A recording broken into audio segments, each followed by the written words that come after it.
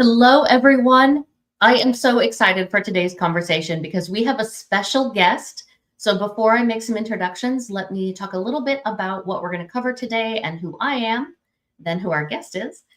I'm Deborah Boggs, CEO of DNS Executive Career Management. We work with senior leaders, typically C-level leaders and board candidates, to navigate and land their next big thing. So we're not recruiters, we don't do placements, but we're like the home stagers to make a luxury property look expensive before it goes on the market, shorten time on the market, increase final offers. So joining me today is Matilda Song Cole. She is our lead executive coach, and she works with nearly all of our clients to navigate their job search, show up strong in interviews, open more doors to opportunities, things like that. So welcome, Matilda. Thank you for inviting me. It's great to be here. Yeah, and a little bit about Matilda and why she has joined our call today. So she has been with us over 4 years, actually. Started as a resume writer with our firm, she's now our lead coach, and she brings over 20 years of experience as an executive recruiter inside Fortune 500s, PE firms, and some of the largest tech companies.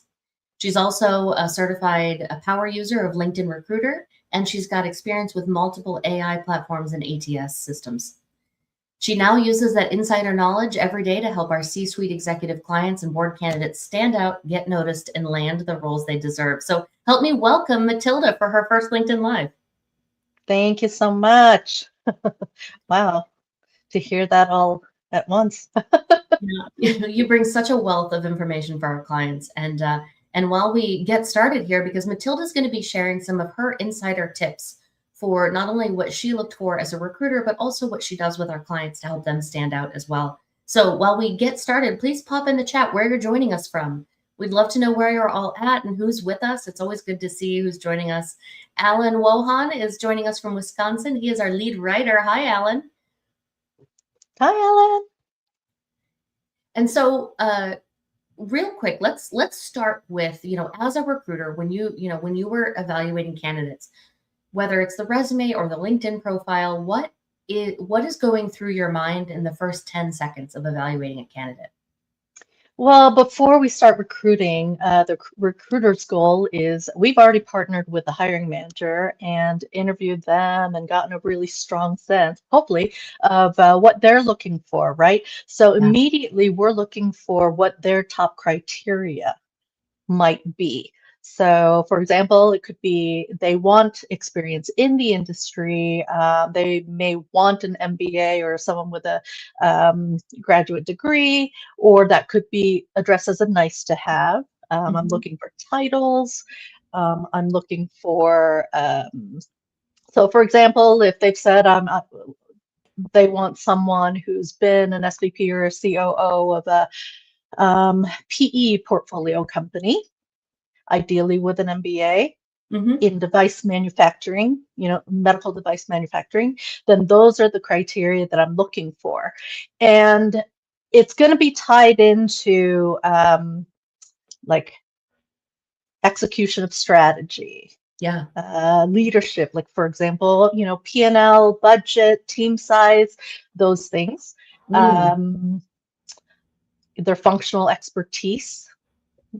Are they a finance person, marketing? What are we looking for them to do? And then an important piece of that is metrics. Can I see that they have evidence that they've been good at this, right? Like actual delivery. So the first thing I'm going to do as a recruiter is look into my internal network, like especially if I'm an external headhunter or a search firm, then I have been cultivating relationships for a while. Right. So I'm going to look into my database and who I know, and those are the people that I'm going to reach out to first. And then I'm going to start recruiting and seeing who I might not know yet and start assessing their qualifications. But yeah, the main thing is I'm matching their criteria to what the hiring manager wants. You bring up such a great point. I'd like to push on a little bit. And hi, Gina in Long Island. Great to see you. Thanks for joining us. you bring up a great point that a lot of people don't understand, I feel like, is that a recruiter is really working with the hiring manager's criteria, right? You're not able to really go find out of the box candidates because that's not what you're hired to do. That's not what you're being paid to do, right? You're being paid to bring candidates with apples to apples experience for what that hiring manager is looking for. And that's a really great point because I find a lot of executives will go first to recruiters trying to hopefully have someone place them, right? But that's not how it works. Recruiters don't work for candidates, and I know you know this. But the other thing is, if you're looking for a big career shift, recruiters are not your best bet for opening doors to opportunities. And it doesn't mean that you're not a qualified candidate. It just means that that's not the right job search channel for you, and you need to look into other ways to open those doors, which I know you do with our clients quite a bit when you work on job search strategy. But the other thing I think is really interesting is you said not just metrics, but also the context and scope of your work, team size, P&L size, company. We can't just hop into accomplishments without giving a little bit of context and story, which I think is really interesting. Exactly. And that's what like Alan and your team does really well is bringing those out. Because if I have to dig to find information on a resume, I'm not going to take the time to do that. I have 200 other ones to go through. Yes, this is a good point. We can't make it hard on people to see our value, right? And the our major accomplishments and things like that if we put up too much information. Mm-hmm. And something else that's tied to that, just really quick, is if let's say they are looking for an MBA, but you don't have an MBA, so you may rank a little bit lower on my priority list. But if you can translate your education, or maybe you took coursework toward an MBA, or maybe it was internal strategic partnership program for leadership, who knows what it was, but keep that in mind. Too many times people leave things off of their resume that they might need to reconsider.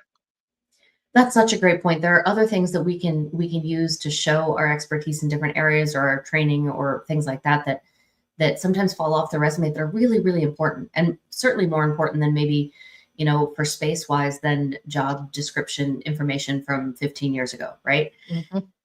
So those are things to definitely include. I'm going to pop up at the hi, James Gardner, for joining us. Good to see you.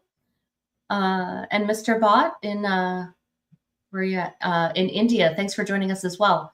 So I'm going to pull up real quick. If you're in a job search and you're feeling like it's stalling, or you're not sure why you're not getting as far as you'd like to, or what may be holding you back, this is a quick, free 2-minute assessment to really understand the 7 critical areas to an effective executive job search, and where you may be showing up really strong and where may be holding you back or costing you offers. So I'm going to leave this up for just a moment while we move to the next question from Matilda, which is something that I think is super interesting right now, especially, is what happens. You've got your resume, you're applying to things online. What happens to that resume? What's going on? Okay, so almost every employer now uses some sort of technology-based vetting system. A lot of them are AI-driven now. We call them ATS, applicant tracking systems. So the ATS system, when a recruiter opens up their ATS screen, they see 200 resumes applied, or 200 resumes came in overnight. There's no way they're going to look at 200 resumes. What they're going to do is sort it by percentage match, or AI is going to do it for them. And that matching is done by the criteria that the recruiter has put into the system. So typically they upload a job description, depending on how good that job description is or how specific it is. Then they're going to actually enter must-haves, nice-to-haves, special keywords, or special. They can even put would love to hire someone from their competitor, and they name the companies that they want to pull from. So depending on whatever the criteria that the recruiter has inputted into applicant tracking system is how they're going to be ranked. So the higher your resume or your LinkedIn profile is going to connect with what they're looking for, the Mhm. higher up you're going to rank. And then what I would do is start from 100% match. There sometimes few of them, sometimes zero, and then work my way down, making initial phone calls or initial outreach to schedule some phone screenings. And then once I've lined up a handful, then I stop and I move on. So if that takes me to the 85th percentile, then anyone ranked below that, I'm not even going to see. Human eyes aren't even going to uh, see their profile. So it is possible that your ranking is too low to even get human eyes on it. This is why it's really important to have a strategy that is not just based on application, click and hit enter and that's it. You need to have a deeper strategy that involves like reaching out to the hiring managers or the recruiter when applicable or whatever. It's going to take like a multifaceted approach to really make sure that you're being seen. I could not agree with you more. This multifaceted approach is so incredibly important and something that, we're not, that is becoming even more important because, and I know we've talked about this on a recent LinkedIn Live, but Michelle and I recently went to the SHRM, the Society for Human Resource Management Talent Conference. And what's happening, what we thought was really interesting is that with AI on both sides of the hiring process now, with candidates using AI to write resumes that perfectly match the job descriptions, everyone's resume looks the same. And then AI on the hiring side is then summarizing all those resumes that all look the same and say the same thing. And because there's AI bots that will, or agents that will apply for you, they're getting inundated with exponentially more resumes than they had before. And so this means that the computers are talking to the computers and everyone looks exactly the same. And now no one's standing out and there's 500 more applications to go through. And so what's happening from a candidate perspective is there's no way you're going to win that game. Yeah. It's just not going to happen. And when you do get an interview, you're up against candidates that also have 100% or 90 or 85% of the criteria. So, there are definitely other ways to go about your job search, especially at the senior levels, that don't include this constant hamster wheel of online applications. And I know that's something that you work with our clients on of what, how else are you finding opportunities and how are you opening doors? Yes, it's so frustrating from a recruiting perspective to get a page fulls of resumes that look exactly the same. And I think Mhm. that's a big mistake that people are just only using AI to build their resumes because everyone's getting the same result. So you have to know like how to position you and your differentiator, your unique value to Yep. really catch the attention of the recruiter or the hiring manager, so that you don't come across as like that ticky-tacky same as everyone else kind of um, candidate. Yeah. So that's why I really, really suggest that whenever there's a position online, and granted, not a lot of positions at like, especially the SVPC level are going to be advertised because Exactly. companies don't want to advertise that they have a C-level person vacant, or maybe It's a they really good have a point. good succession plan, right? And that's embarrassing to a company. So most of them use external recruiters or they prioritize internal referrals through Mhm. their employees. And so the best, fastest, easiest, most direct way is going to be through someone you know. And if you don't know someone, then there are ways to build inroads and connections so that you can at least be part of their maybe not inner circle, but second tier circle. Yes.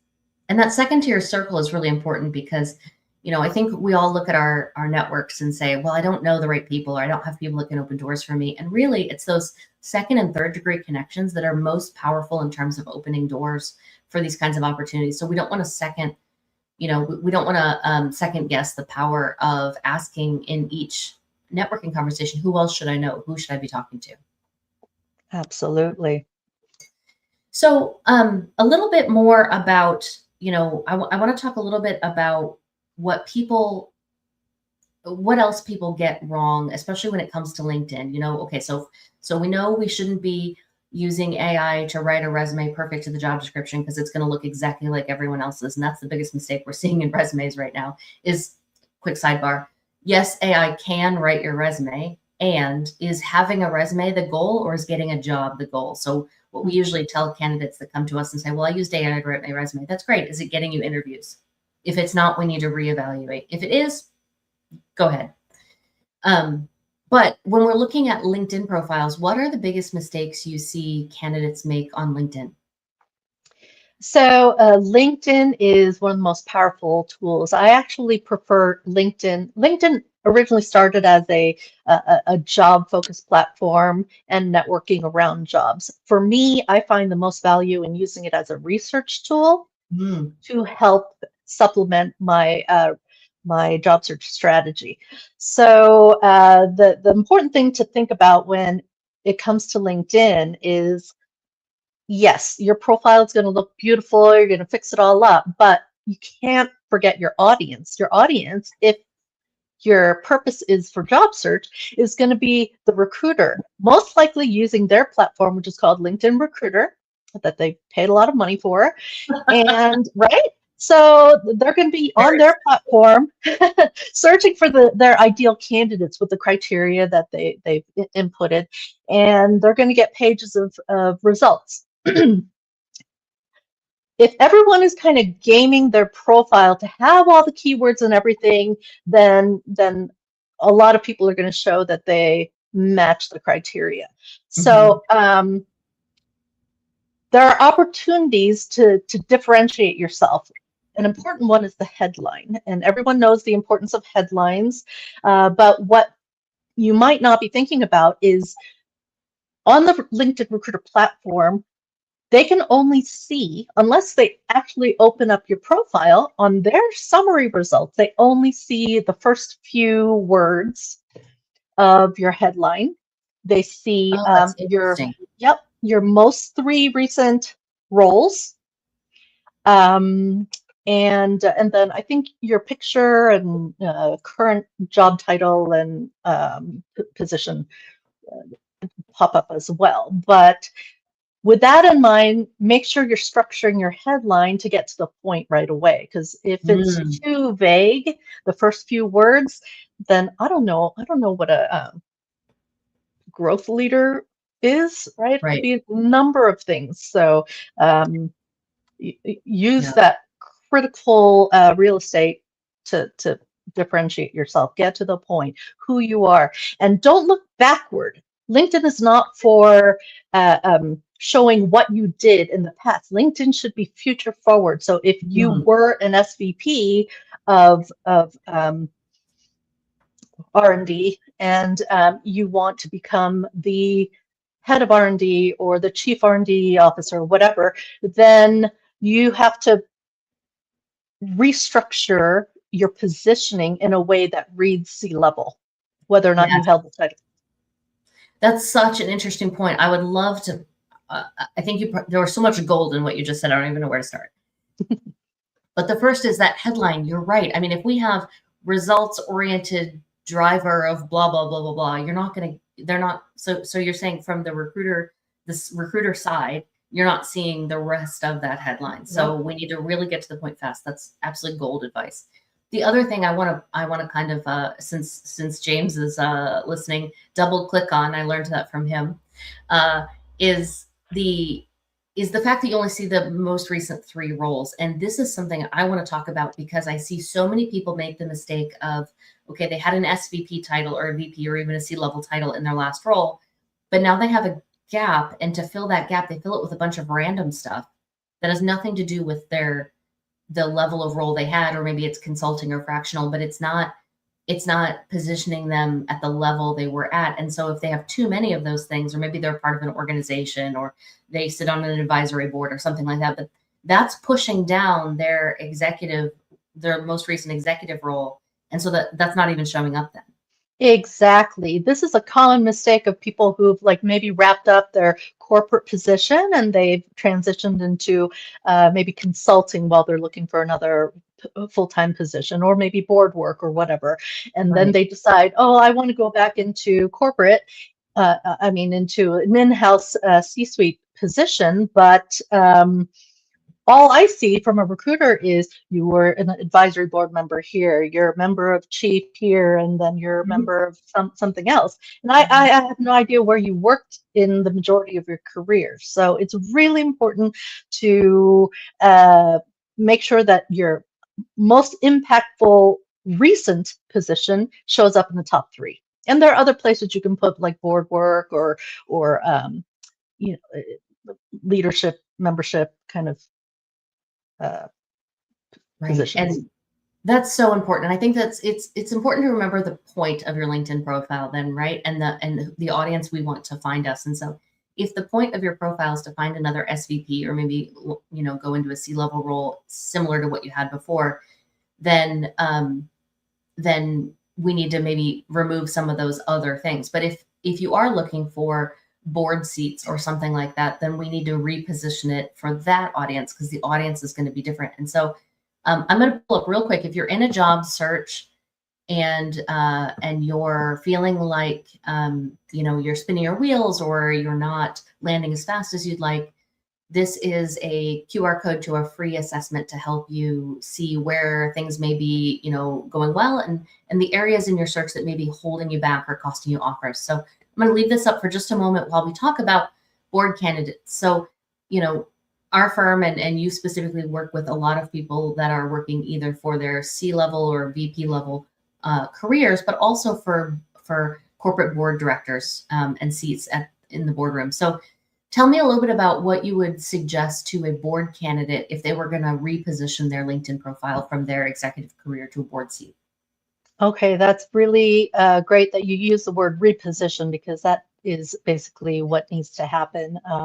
Otherwise, your LinkedIn profile is a great opportunity to position you for another C-level position or board roles, but you have to put that board candidate up at the top in your headline. But remember that the function of a board is different from a CEO or C-level position. It's governance over operational or executive leadership. It's Mhm. oversight versus execution. Boards advise and protect enterprise values. So with boards, a recruiter might be looking for the ability to advise without operating. Yeah.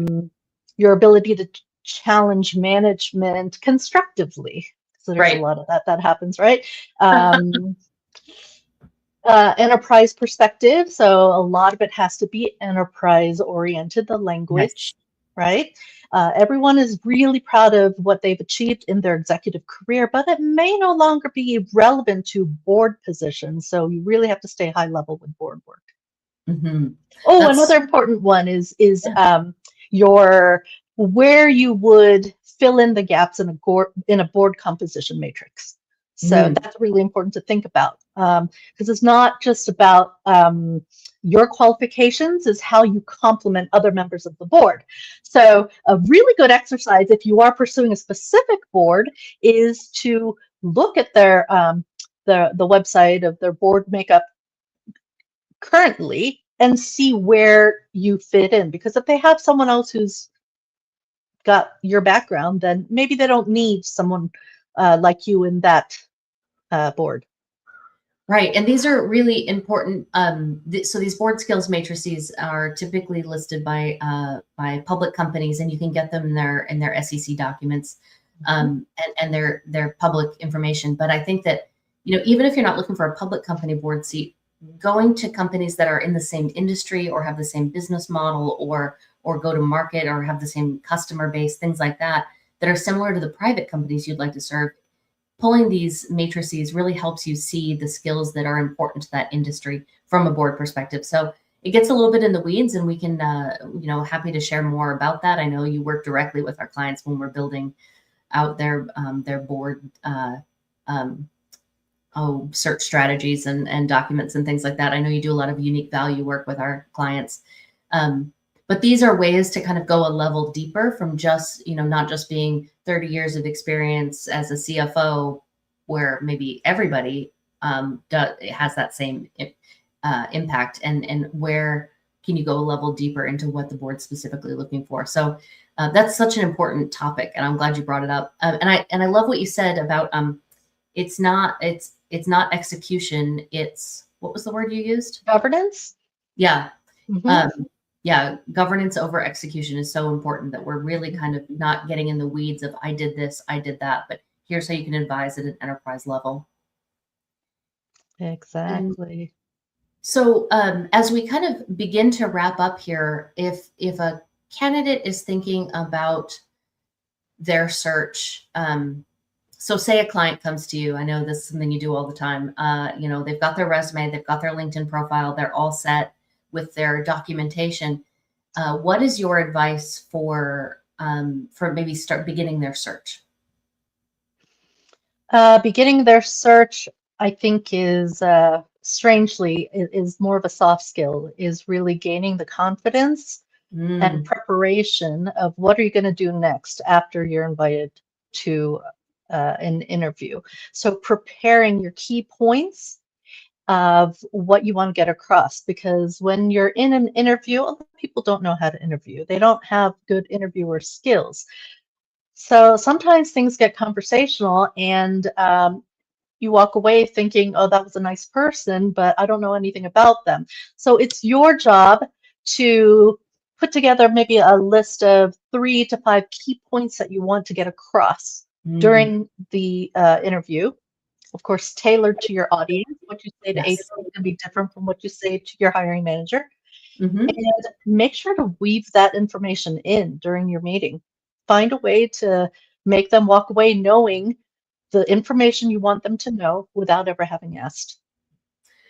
So important, because yeah, we can't always expect the recruiter to ask the questions we want them to ask to make sure that we're giving the value we want to give. And quick shameless plug on how amazing Matilda is. I was talking to a longtime client yesterday who has 3 offers on the table right now, and said that working with Matilda to come up with preparing for those conversations and preparing the kinds of questions to ask in the interview sealed the deal in all 3 opportunities. So preparing thoughtfully for these interviews really does matter. That Well, makes me thank you happy. so much. Absolutely. Yeah. I know that, the work that you do is behind the scenes so often, but so incredibly critical for our senior leaders as they navigate their search, and really appreciate the wealth of background and understanding you bring to the process, that you're able to kind of shed light on what can be a really opaque process for a lot of people if they've never had to do it before. Thanks, Deborah. You really do have like the best clients. I love the clients at DNS. I do too. We get really lucky to help the most amazing people increase their impact in the world. So thank you so much for joining us. Thank you for sharing this information. I'd love to hear in the chat what tip was meant for you today, what tip you're going to be able to use to immediately elevate your search. I'm going to pop this one up because Mr. Bott said, excellent points on the LinkedIn profiles. He didn't know about the 3 recent roles. You know what? I didn't either. And that was super interesting. And I'm really glad that Matilda shared that. So more on interviews next week. Michelle will be back with me, and we're going to dig into how to own the room in your executive interview. So if you're interested in that, reach out to us. We'll send you the link to RSVP. And if anyone wants to learn more about working directly with our team, and Matilda specifically, reach out to us. Carmen Poff put her link in the chat. You can learn more with Carmen Poff about how we can help you land faster. Thanks all. Thank you.